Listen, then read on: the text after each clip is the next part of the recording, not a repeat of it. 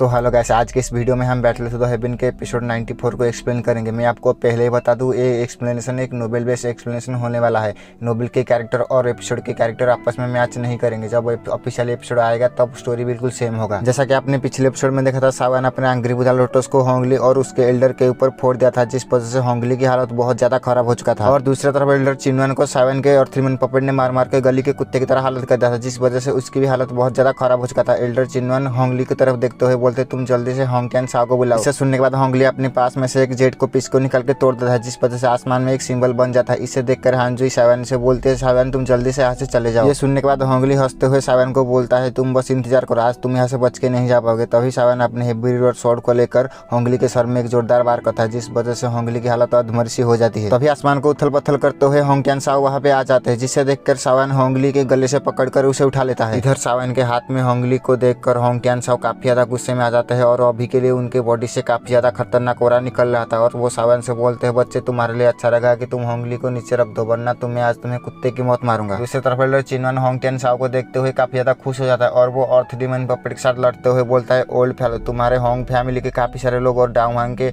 Expert को इस लड़के ने मार दिया। जब ये सब एल्डर चिनवन होंगक्यान साओ को बता रहा था, तब दूसरी तरफ से सावन के अर्थ डीमन पपेट ने एल्डर चिनवन की तरफ ही मुक्का मारता था, जिसे देखकर एल्डर चिनवन अपने हाथों की मदद से उसे रोकने की कोशिश करता है, लेकिन उस मुक्के की पावर ज्यादा होने की वजह से एल्डर चिनवन काफी ज्यादा इंजर्ड हो जाते हैं। ये आवाज को सुनकर होंगक्यान साओ बोलते हैं, चिनवन क्या ये तुम हो? तभी उनकी नजर सावन के अर्थ डीमन पपेट की तरफ पड़ जाता है, जिसे देखकर वो काफी ज्यादा घबरा जाते हैं। इसे देखकर वो समझ गए थे कि ये पपेट चिनवन और मुझे दोनों को हराने के लायक है। एल्डर चिनवन जब होंगक्यान साओ को इसे घबराते हुए देखते हैं, वो बोलता है, तुम इसे क्या देख रहे हो? ये पपेट उस लड़के का है, अगर आज तुम उस लड़के को मार देते हो तो ये पपेट अपने आप ही रुक जाएगा। इसलिए ये अच्छा रहेगा कि तुम उस लड़के के ऊपर अटैक करो और उसे भागने मत देना। अगर तुम आज इसे भागने देते हो तो आज के दिन तुम्हारे जितने भी लोग मारे गए हैं उनका मौत फालतू में जाएगा। ये बात को सुनकर होंगक्यान साओ काफी ज्यादा गुस्से में आ जाता है और गुस्से के साथ सावन से बोलते हैं, लड़के तुम होंगली को नीचे छोड़ दो, मैं तुम्हारे मौत को आसान कर दूंगा।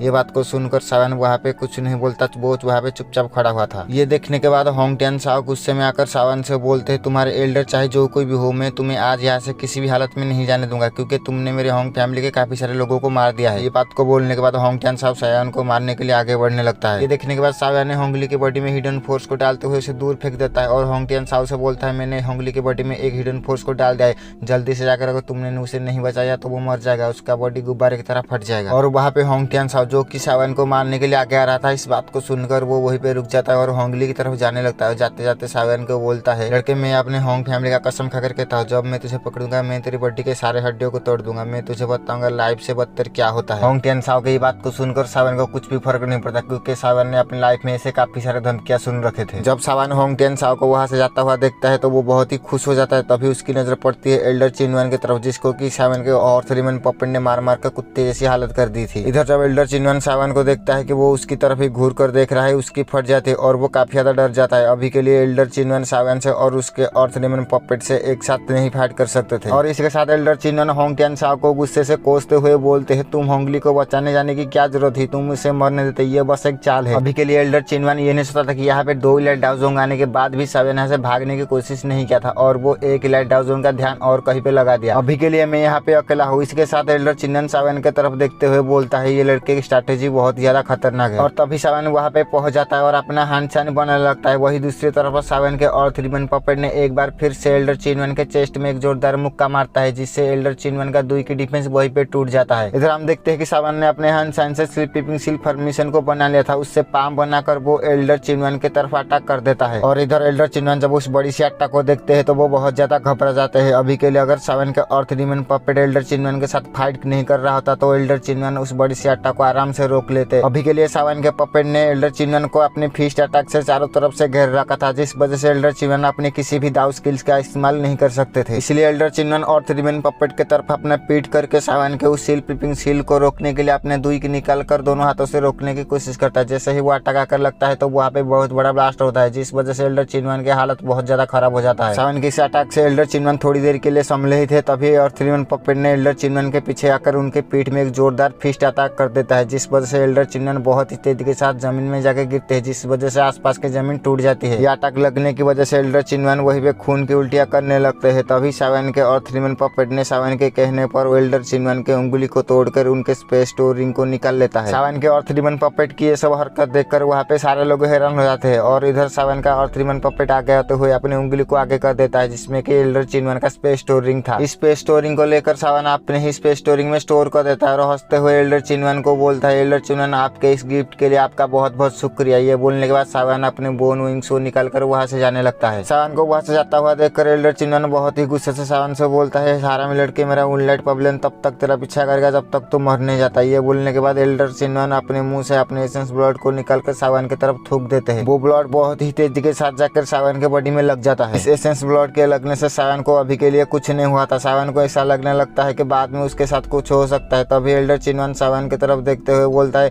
मैंने तुम्हें मेरे ब्लड से हीट कर लिया है, जो कि मेरा मूनलाइट पवेलियन का एक सीक्रेट टेक्निक है। अब मेरा मूनलाइट पवेलियन तुम्हें हर एक कोने से ढूंढ लाएगा। ये बात को सुनकर सावन हंसते हुए एल्डर चिनवन से बोलता है, ठीक है, मैं तुम्हें एंड तक कंपनी दूंगा, तुम मुझे ढूंढ लेना। ये बात को बोलकर सावन वहाँ से तेजी के साथ जाने लगता है। सावन के स्पीड को देखकर वहाँ पे सारे लोग हैरान होते हुए बोलते हैं, आज जिंदगी में ऐसा पहली बार देखा है जो कि एक लड़का इतनी कम एज में इतना ज्यादा पावरफुल है, जो कि एक इलाइट डाउजोंग को भी इजीली पेल सकता है। इसके साथ सीन शिफ्ट हो जाता है और हम सावन को देखते हैं जो कि अपनी स्पीड को कम करते हुए अपने मन में सोचता है कि जैसा कि मैं अपने बोन विंग से स्पीड को मैक्सिमम लिमिट तक यूज कर रहा हूँ, होंग फैमिली का एंसेस्टर होंग टियानसाओ मुझे नहीं पकड़ पाएगा। अगर वो मेरे पीछे आता है तो मैं उसे अपने अर्थ रिबन पपेट का मजा चखाऊंगा। ये सब सोचकर सावन अपने पीछे एक बार घूमकर देखने लगता है। अभी के लिए उसके पीछे कोई नहीं आ रहा था, जिसे देखकर सावन बोलता है, जैसा कि वो लोग मेरा पीछा नहीं कर रहे, मुझे ऐसा लगता है कि एल्डर चिनवन अपने आप को खुद को रिकवर करने के लिए लग गए होंगे। इसलिए मुझे भी कोई ऐसी जगह ढूंढ लेनी चाहिए जहाँ पे बैठ कर मैं इस ब्लड लाइन सील को अपनी बॉडी से खत्म कर सकूँ। अगर मैंने ऐसा नहीं किया तो मूनलाइट पवेलियन के लोग मुझे इसकी मदद से ढूंढ लेंगे और तब के टाइम मेरे लिए हालत बहुत ज्यादा खराब हो जाएगा। और इसी के साथ सीन फिर से चेंज हुआ था। हम देखते हैं कि पहाड़ के अंदर एक गुफा को, जहाँ पे सावन अपने क्रॉस लेकर के बैठा हुआ था और वो अपने आप से कहता है कि मैंने सोचा नहीं था कि मूनलाइट पवेलियन इस 3000 लाइटिंग मोमेंट के लिए इतना ज्यादा पागल हो जाएगा। और इसी के साथ सावन हंसते हुए बोलता कि मैं आज मूनलाइट पवेलियन को पूरी तरह से नाराज कर चुका हूँ। अभी के लिए मुझे इससे कोई डर नहीं, क्योंकि ये सेंटर पेन बहुत ही बड़ा है। मैं यहाँ से और कहीं पे चला जाऊंगा, मुझे नहीं लगता कि ये मूनलाइट पवेलियन मुझे ढूंढ पाएगा। ये बोलने के बाद सावन अपने स्पेस स्टोरिंग में से एक और स्पेस स्टोरिंग को निकाल लेता है, जो कि एल्डर चिनवन का था। अब सावन उस स्पेस स्टोरिंग की तरफ झांकने लगता है और झांकते हुए सावन बोलता है, वीडियो को यहाँ तक देख ही चुके हो तो वीडियो को लाइक और चैनल को सब्सक्राइब कर देना। इसका सेकंड पार्ट जल्दी ही आ जाएगा। मैं मिलता हूँ आप सभी को एक और वीडियो में, तब तक के लिए बाय बाय।